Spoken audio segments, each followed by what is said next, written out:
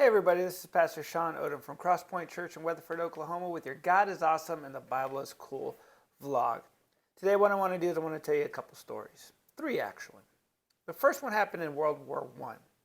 During World War I, U.S. Army Second Lieutenant Albert E. Basel was awarded the Medal of Honor for heroism. The story took place in France on the 27th of September 1918.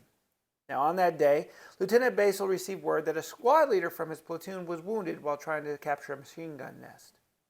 As soon as he found out this information, he asked permission to go rescue the corporal, but he was denied.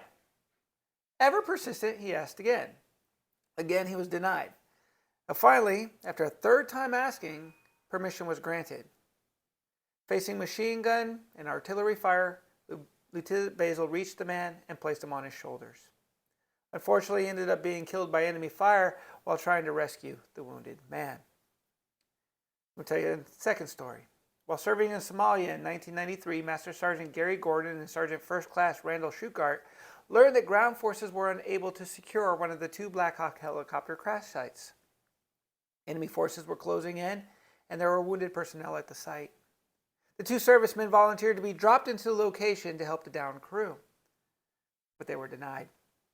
After two more tries, their request was finally approved, and upon being inserted into the site, they pulled the wounded men from the wreckage. They established a perimeter, and despite being critically low on ammunition and arms, they killed numerous enemies until both were fatally wounded.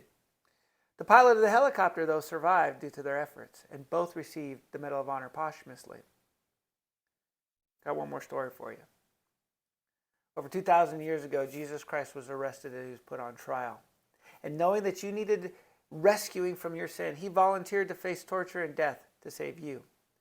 Like those who would come later, he too would be denied 3 times, but not in his request, but by his closest friend. Willingly, he went forward into the hands of the enemy, knowing that it was certain that he was not going to survive.